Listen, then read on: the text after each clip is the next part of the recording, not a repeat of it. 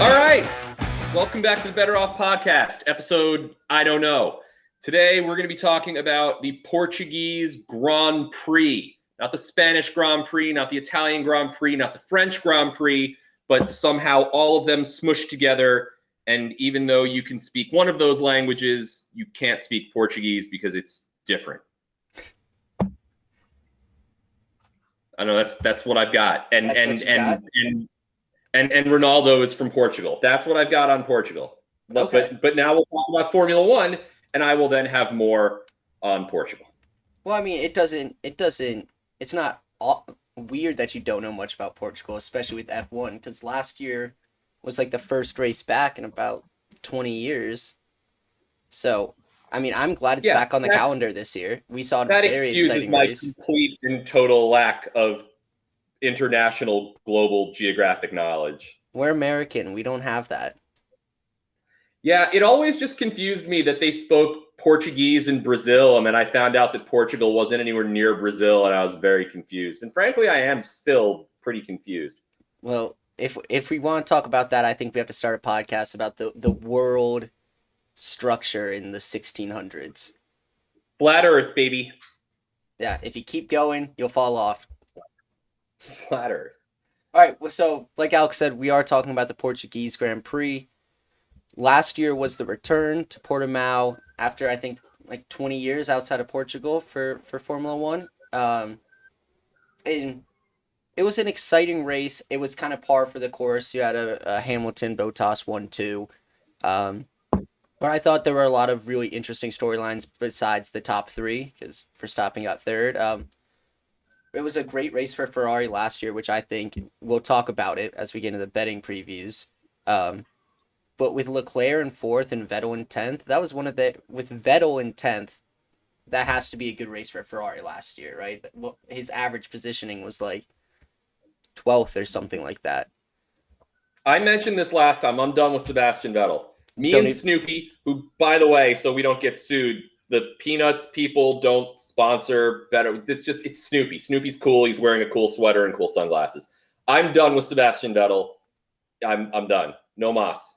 Don't even want to talk about him anymore. We can talk about it, but I'm done pinning my hopes and definitely my money to anything that has to do with Sebastian Vettel doing anything inside of the top 10.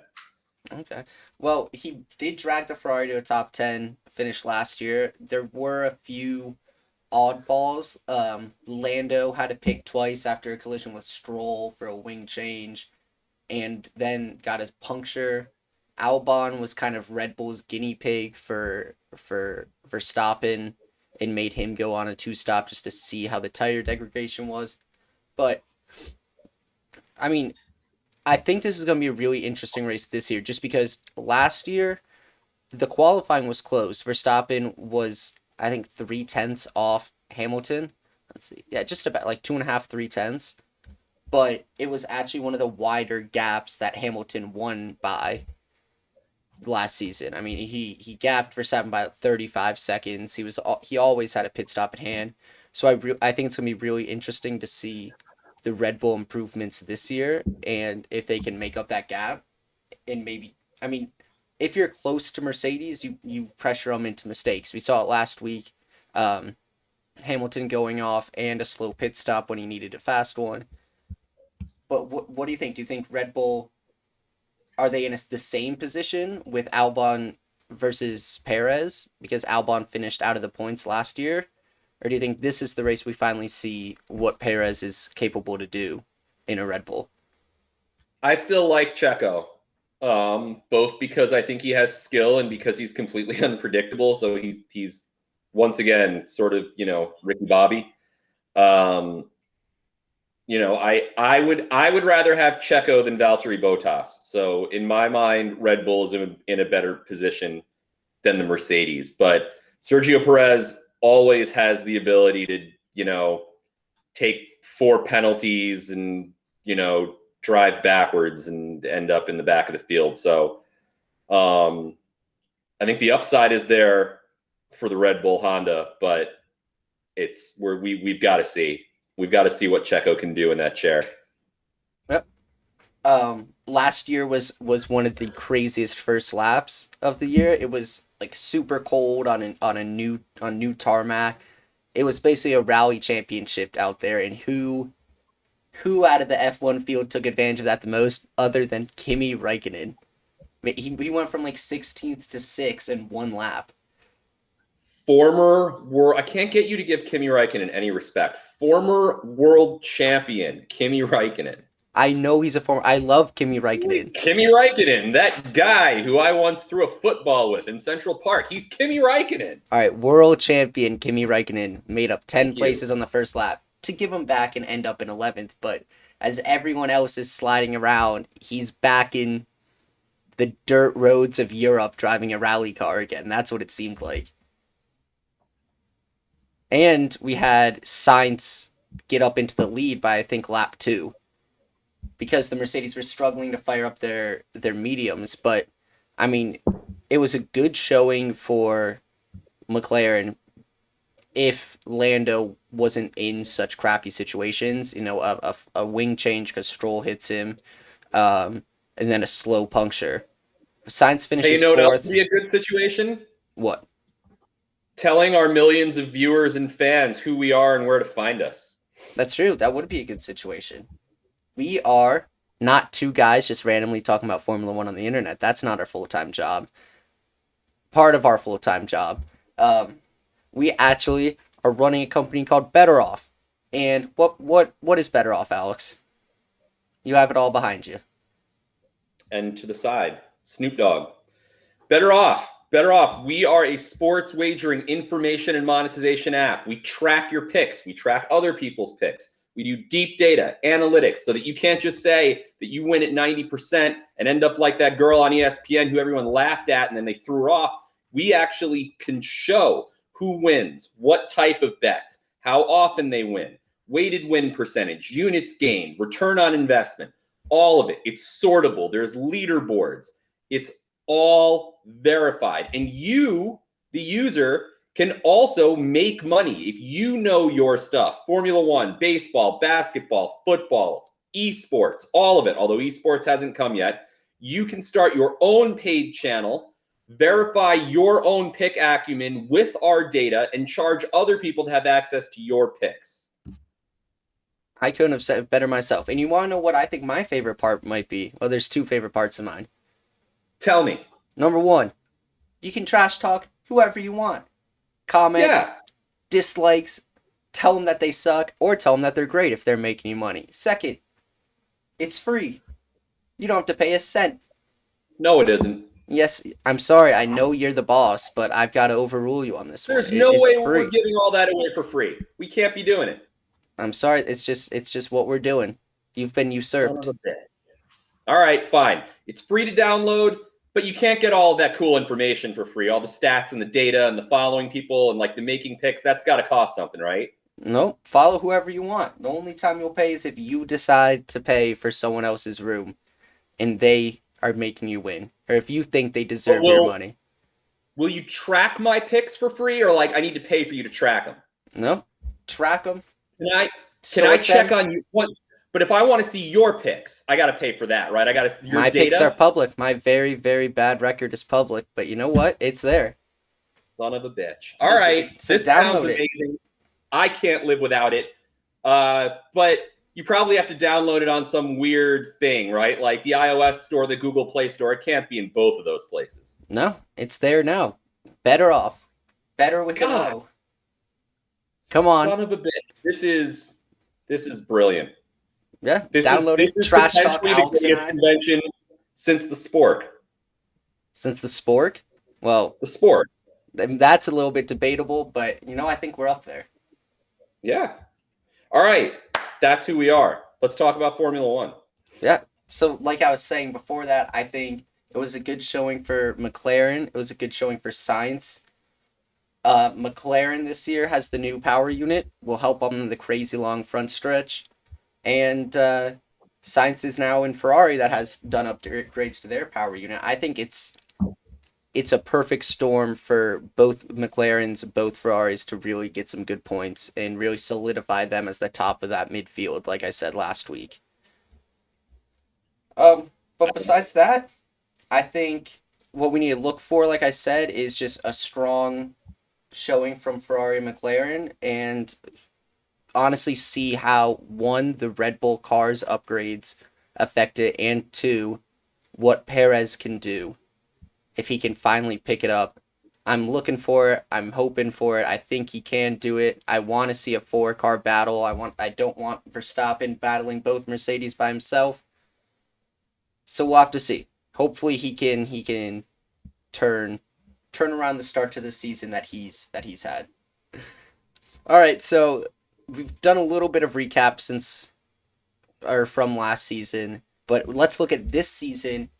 We did it last week. Let's do a little bit of a betting recap or betting overlook and see where we think the most value is.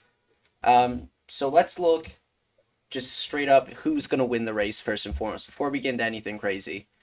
We are again in the position where Hamilton and Verstappen are tied, most likely to win at plus 125, then Perez and Bottas at plus 800.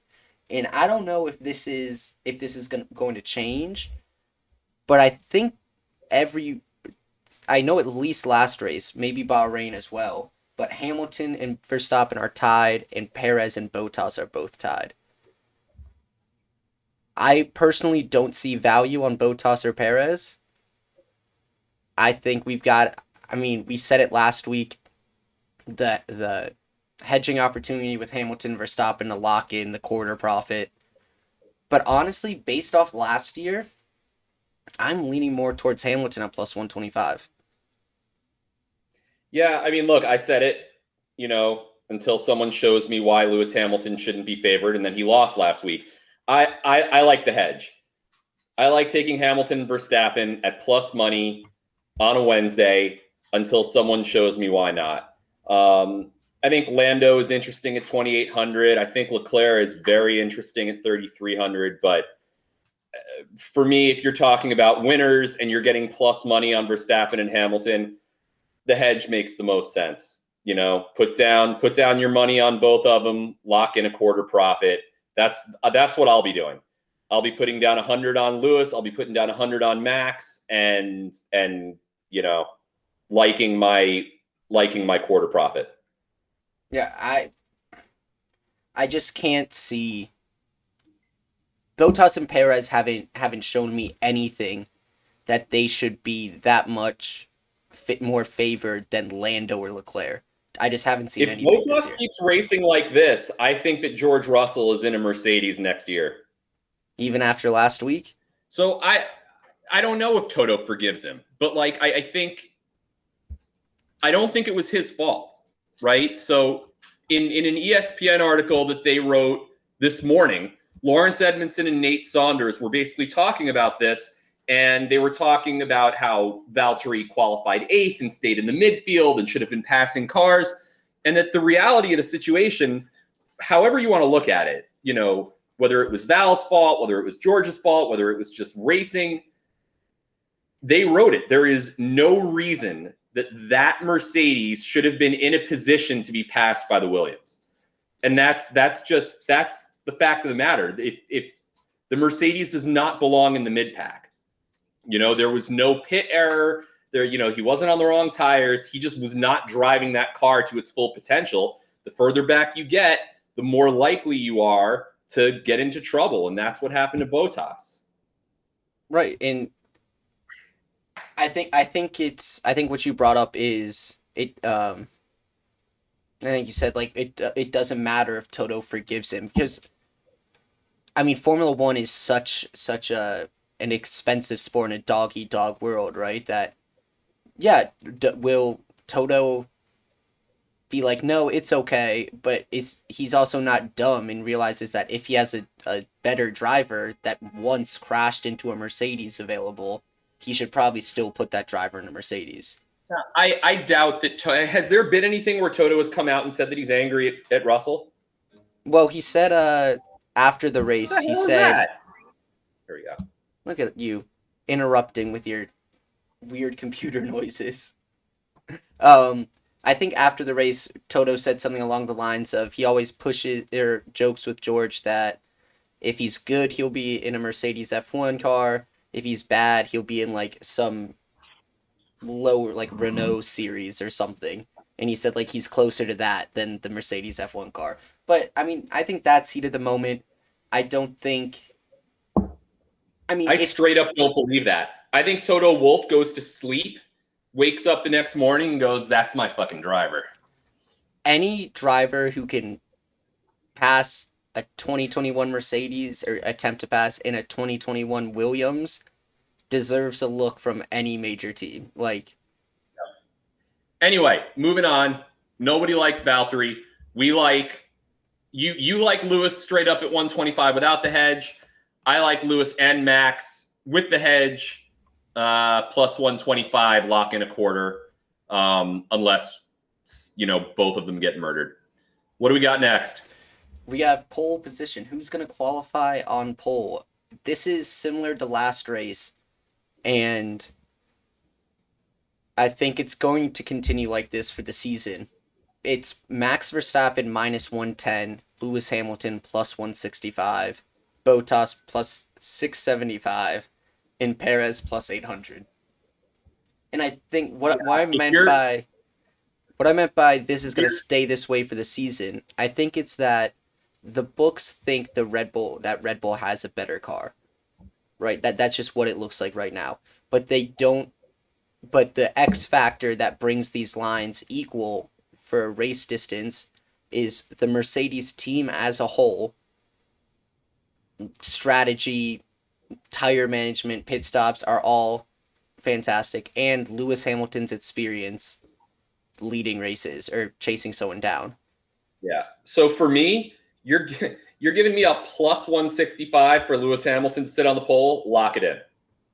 I'm not even more confident in him than Valtteri than Max. But you're going to give me plus money for Lewis to sit on the pole, and not just plus 110 or plus 120. You're going to give me plus 165 for Lewis Hamilton to pole sit. Lock it in right now. $100 plus 165. I'm all over that. And I'm not going near that. I'm not going near Max at minus money for pole because of that. But I hate minus money, period. Yeah, we know. You've told us multiple times that you hate plus money or minus money. Minus money. I just with how basically qualifying comes down to 2 runs, right? At normally and at best, it could be 1 run if they have to use the second set of tires in Q2, let's say. But I just don't see. I agree with you. I'm going to stay away from Verstappen minus 110. It's not a crapshoot, but there's so much like volatility in qualifying. You never track limits have been a big deal this year. Just the odds. Just the odds. If unless you think that that Max is that much better of a driver in qualifying, why would you pay minus money for him to sit on pole when you can get plus money for like that? He might even get it, but that still doesn't make it a good bet going in. It's just not good value. And Perez out-qualified Verstappen last week. Yeah, plus 165 for Lewis Hamilton to sit on pole is good value. It just is. It's almost like criminally low. Maybe they know something we don't. Yeah. All right, let's talk top 3, because this, more than anything else, I think was affected by last week. Yep, I agree with that. If let's just get the top 2 out of the way, Hamilton minus 400, Verstappen minus 350. Not going to touch Super those. Duper locks, but I'm not touching either of them. Well, because honestly, I don't like minus 400 or minus 350. At that point, you're just betting against one of them blowing a tire or getting in an accident, and I'm not betting against that. Well, looking at this line now, if you wanna hedge Hamilton and Verstappen to win, you can bet Hamilton minus 400, get the same odds, and he can finish in second or third and you still win. Yeah, but what you're paying 400 to win 100. Yep. I get it. He's Lewis Hamilton. He's Max Verstappen. You're getting minus 400 and minus 350. But I don't know. Yeah. I don't like it. Let's avoid those. The next two of the big two, Perez at even money and Bottas at plus 110. I like Bottas over Perez, but I don't like either of them. I don't like any of them. I don't like this line at all. At all. Perez looked good, but he's completely unpredictable. Bottas looked terrible. Lando looked great, but it was one time. Leclerc, has it in him, but who knows? Ricciardo is still learning the car. Gasly, I don't know. Gasly might be the pick here, right? Gasly's in a car that he knows. He only finished so low last time because of the screw up on the wets. Plus 700, I don't know, maybe, but I'm fading the top three picks altogether. I'm just going to stay away from it. I think I'm going to stay away from Perez and Bottas. I might throw a little down on Norris and Leclerc just because I think they've earned it this year. They've had 2 solid races. Perez and Bottas, there's no way those lines should be that low. That is solely the car talking. That's solely someone who casually watches Formula 1 and seeing that they can get even or plus money on a Mercedes or a Red Bull driver. They haven't shown anything that shows me that they can even get a podium this year, especially Perez. Yeah, I don't like it. Let's talk about top 6. Top 6. So you said Gasly is a sleeper pick for top 3. I think Gasly is a deep sleeper for top 3. Top 6 minus 140. I don't like it. I'm looking at this and again, I don't like minus money, especially in Formula 1, man. People crash, people blow out tires. Tsunoda plus, Stroll. That's probably my guy at plus 650. I like Stroll. I'll put 100 down on Stroll. He missed it by not a lot last race. I like Stroll at plus 650 to top 6. These lines are strange. I think I like Sainz and Ricciardo here at minus 140, minus 125.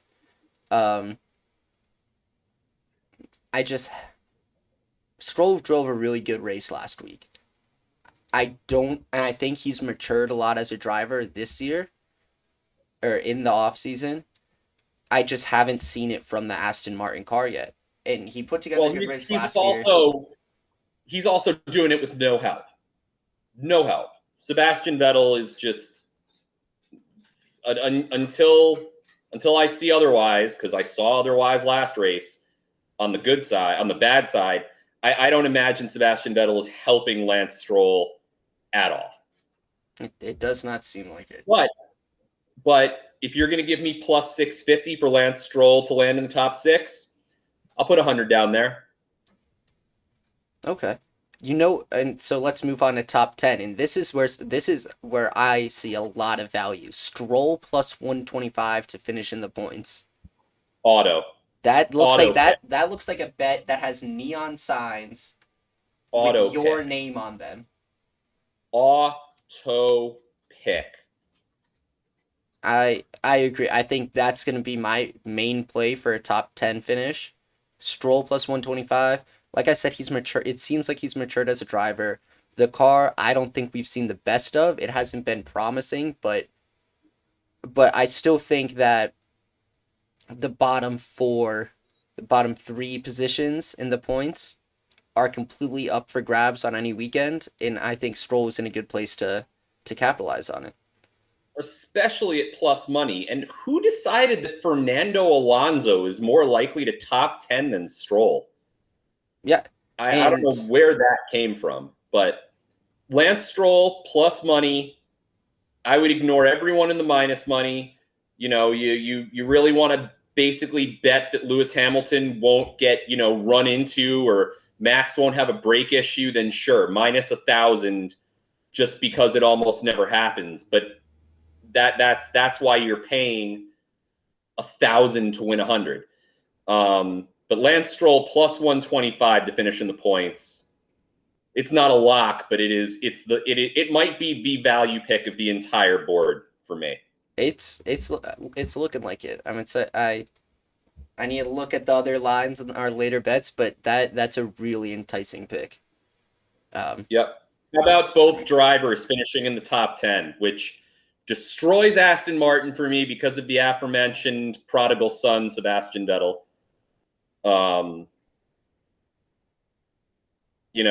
Mercedes, Red Bull, Ferrari, McLaren, all minus money. I don't like any of that. Valtteri could be in the midfield. Sergio Perez could have an ADD attack and go drive off to Starbucks. The Ferraris, those cars can crash. McLaren seems a little bit more solid to me, but not at minus 175. AlphaTauri at plus 125 I like. I don't know that I love it, but at plus 125, you're talking about Gasly and Tsunoda. I guess I'm not thrilled by it, but that's the one that I'll take in the top in both the top 10. AlphaTauri. I think I'm gonna steer clear from this bet because all of the cars it's priced really poorly in my opinion. Like it doesn't entice really anyone to bet on it. The minus money is so minus, like Ferrari minus 250 after 2 races of a season that they've done well after last season. You never know what's going to happen with Ferrari. McLaren at minus 175. I might take the juice on that because I do think they'll finish. But then the plus money is just not enough for me. AlphaTauri at plus 125. In order for me to jump on that, I'd need to see that really doubled. Plus 250, I would jump on AlphaTauri at top 10s. Plus 125, meh. Well, I'm looking back to the top 10 bet. This is really interesting because Aston Martin is plus 250 to finish top 10. Alpine is plus 350 to both finish top 10. So Alpine is less likely. But then Fernando Alonso is more likely than Stroll, and Ocon is just a little bit worse than Vettel. I mean, they have Vettel over Ocon to finish top 10, and I don't think that makes sense. I don't think Vettel finishing over anyone makes sense after what I saw last week. It's been rough out here. So yeah, I don't love this one either. Okay.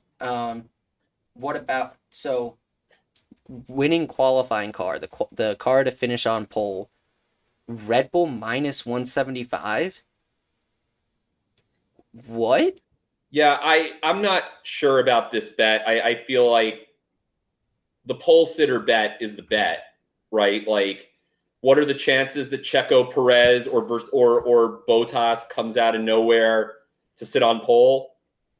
I suppose, but like this doesn't really.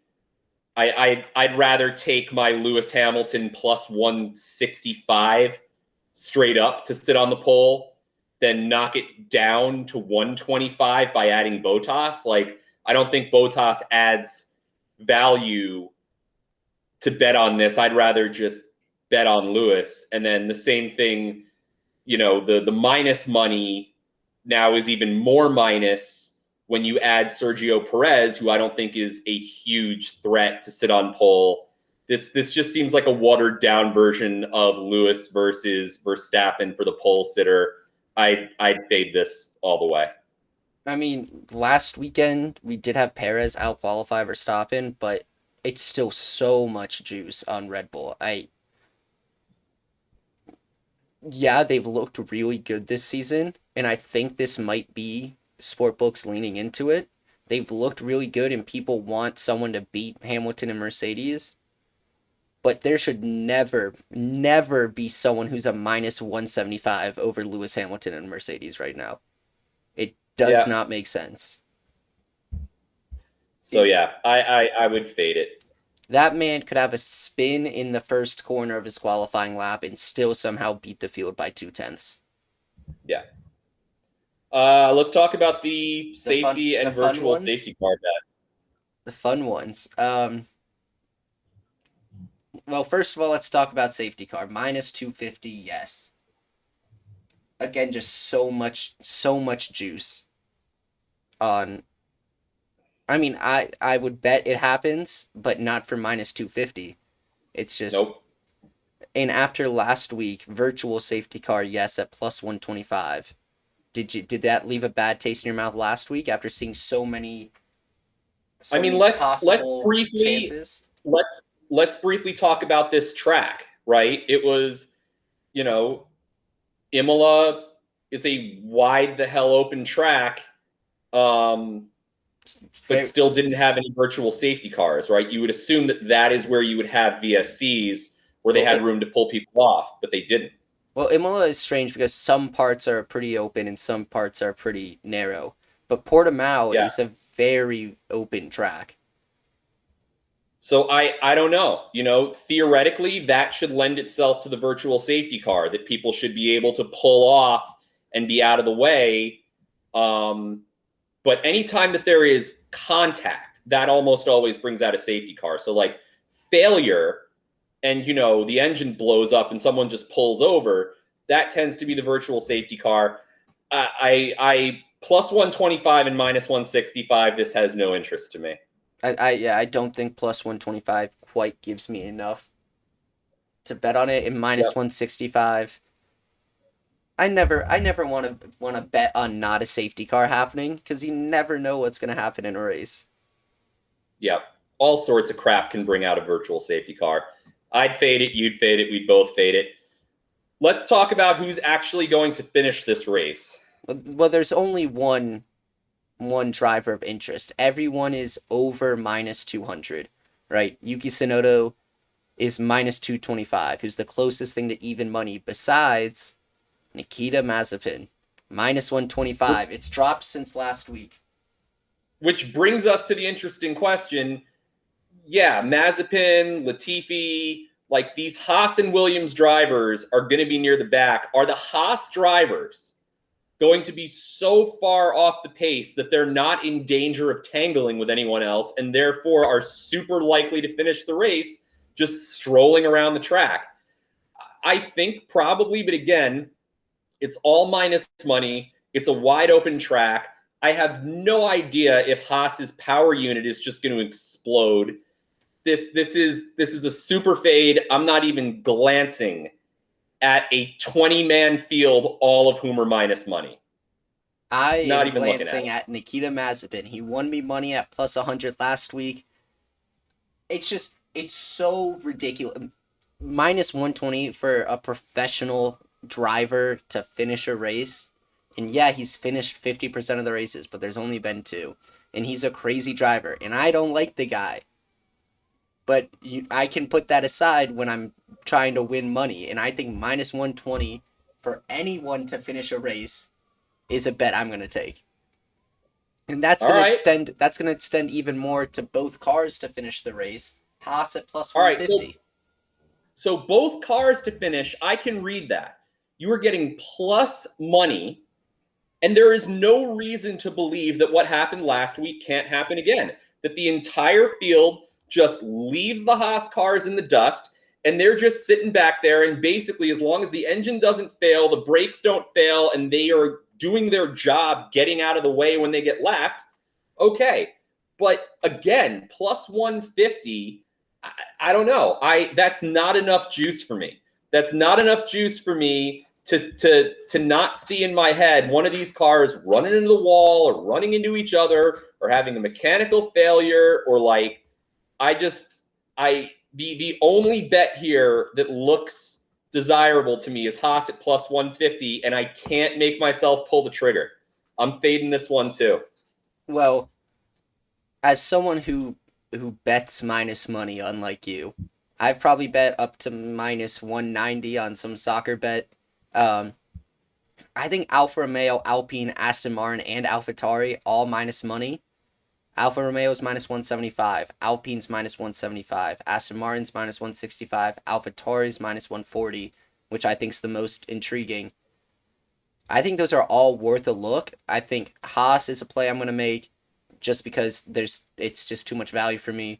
AlphaTauri, I don't think we've seen much to show us that they have reliability issues or that their two drivers are going to beach it in the sand.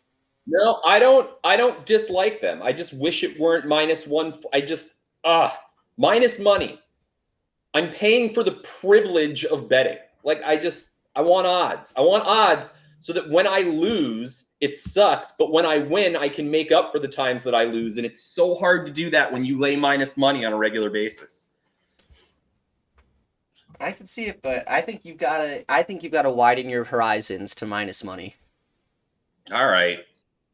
So let's talk about a season-long bet that we talked about last week. I showed the math. I think it was about like 68% of races this bet hit. Over, under, cars to finish, it seems to always be set at 16.5. And a lot of times the over money is plus odds. But like last week at Imola. But Portimao, it's a wide open circuit. Now over 16.5 cars is minus 140. Last year, only one car retired, Lance Stroll, after a collision. So we've talked about this, that we want to make this a season-long bet because we think that historically it's a winning bet. Do you feel the same way now that it's minus money? So I hate minus money. However, I think that if you have a strategy that is a season-long strategy and you're going to be patient, you need to take it. And minus 110 is about as close as you're going to get. So I still like it. I'll put money down on minus 110 over 16.5 because I'm going to bet the over 16.5 every single week unless you see, over 16.5 at minus, 250 or something ridiculous, but I doubt we will. You like that minus 140 where it is now, not minus 110? Oh, it is at minus 140. Yeah, I'll still take it. I won't put down as much on it, but I'll take it because if you're looking at something from a season-long strategy, then you stick with it. And I don't love minus money, but I'll stick with it here. Okay. Now I wanna really see how much damage Vettel did to you. The first driver to retire from the race. Vettel is plus 1,200. Is that value to you? No. Vettel's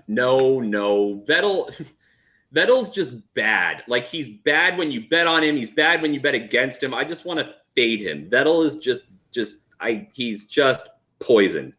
And betting on the first driver to retire, I don't know how you do that reliably. You're taking into account which car has mechanical. You're taking into account which car gets driven into. It's not necessarily the worst driver. The worst driver is the one who's in the back of the field. It's probably more likely someone who's like P16 and people are trying to run around them than the person who's starting in the pits. I'm laying off of this. There's a reason. I can't believe that Mazepin is only plus 300. Yeah, which is I don't like any of these.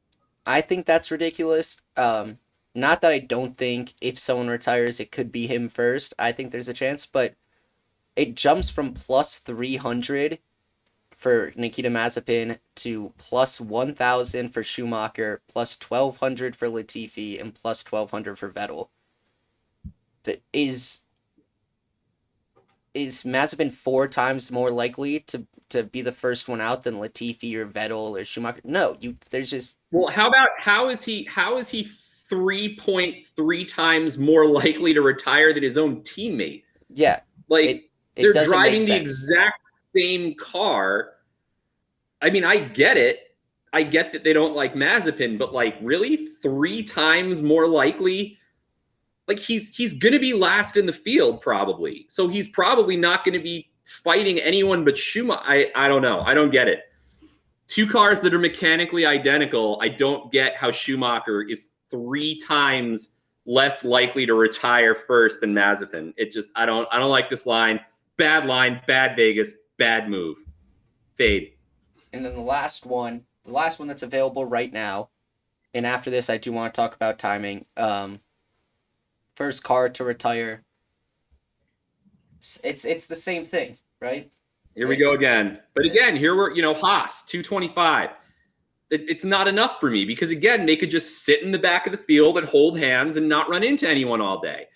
And then after that, like, who knows? Who's the first one to get tangled in turn one? Who's the first one to blow out their, like, this just seems more like a roulette bet than a smart bet to me. I'm fading all of this, even with my love for plus money.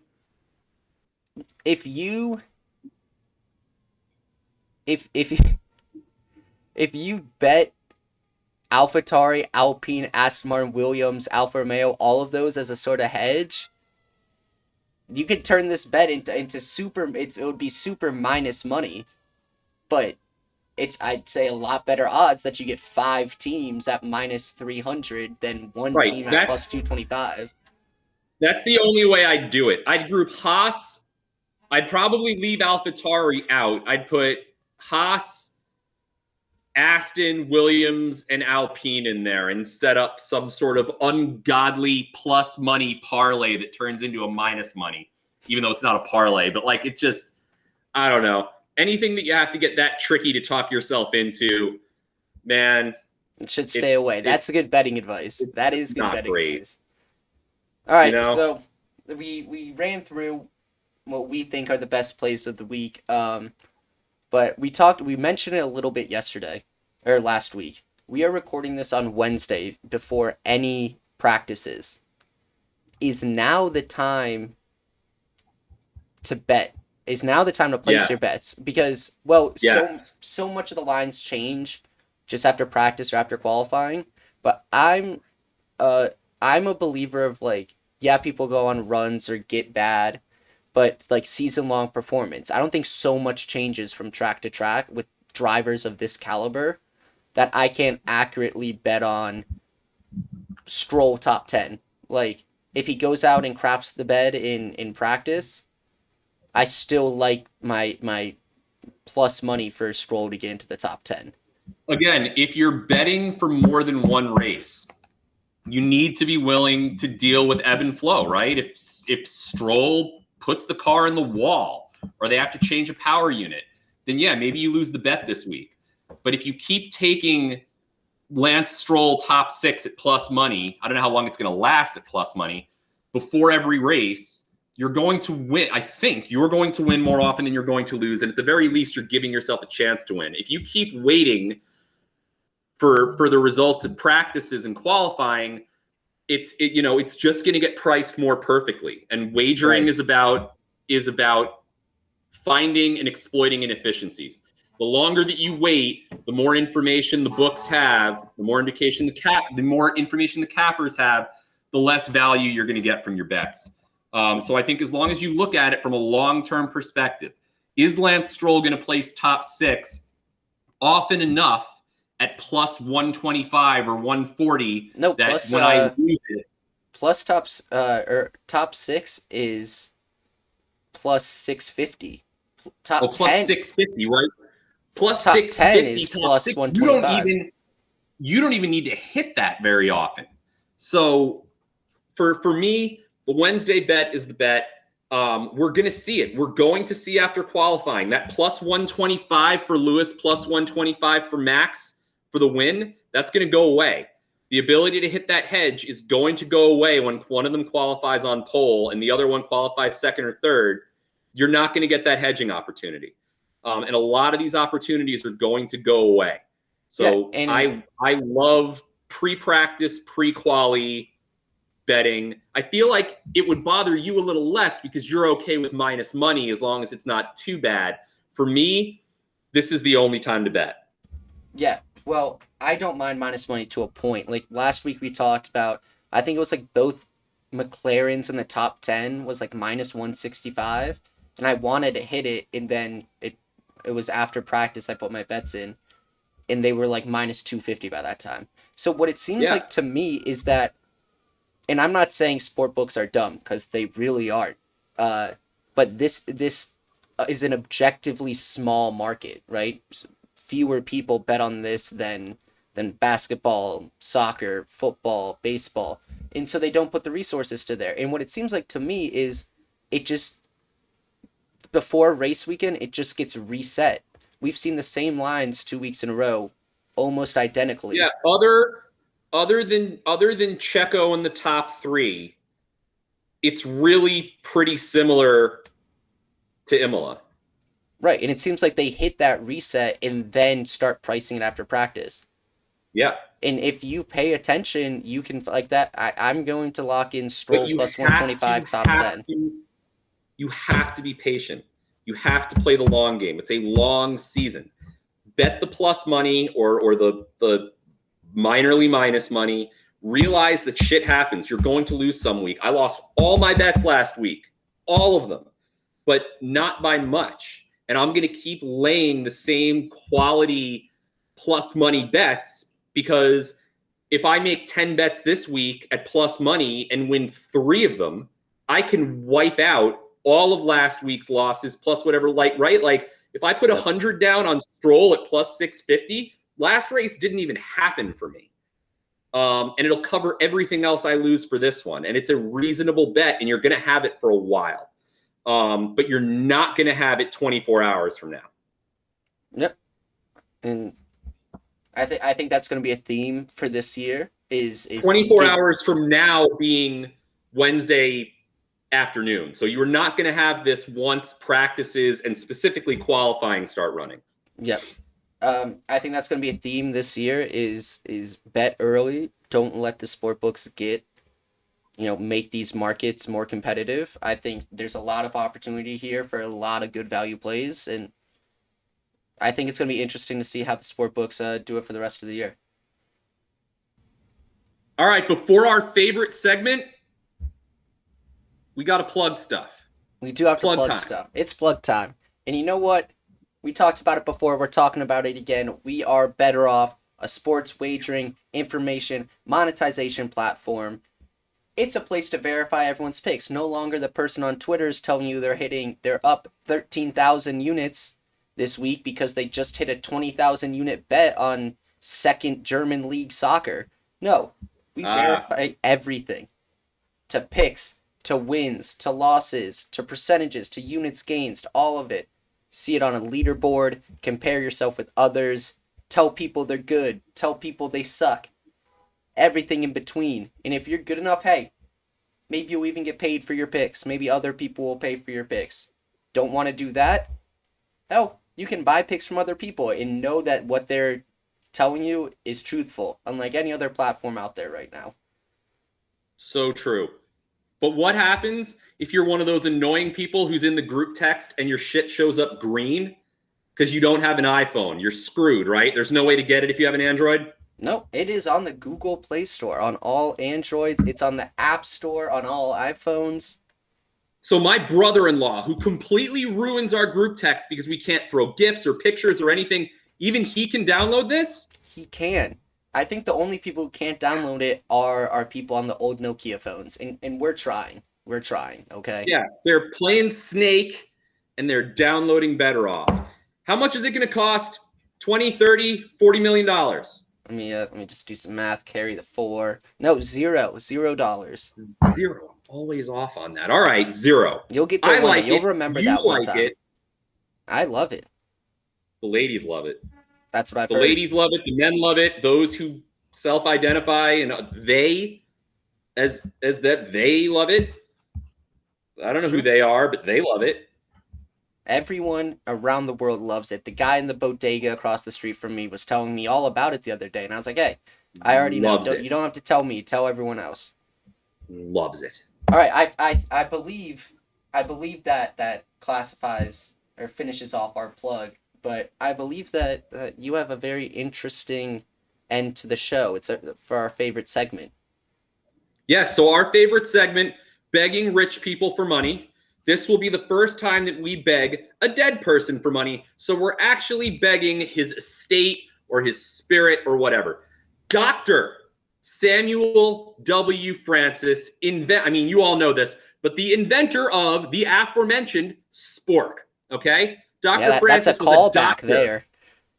It is a doctor, a society man, a novelist, a philanthropist. The man appreciated birds of prey, not the Star Trek kind, the like hawks that come down in whatever kind. Anyway, in 1874, he patented the spork.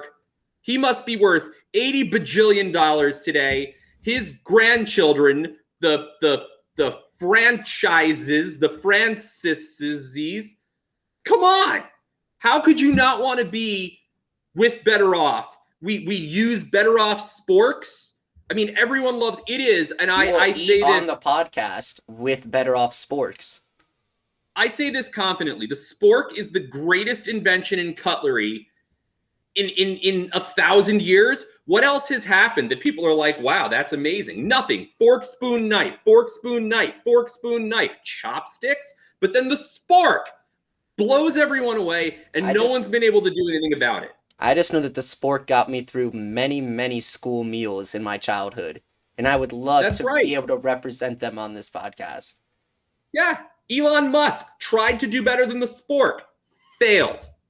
Just can't be done, and because of that, because of its enduring awesomeness, that's why we believe that we are a perfect fit for Dr. Samuel Francis, because we are awesome and we prove our awesomeness like the spork does by just blowing everyone's minds, turning stuff upside down, and really digging huge birds that pick things up and like fly away with them. We will make the spork the official utensil of Better Off.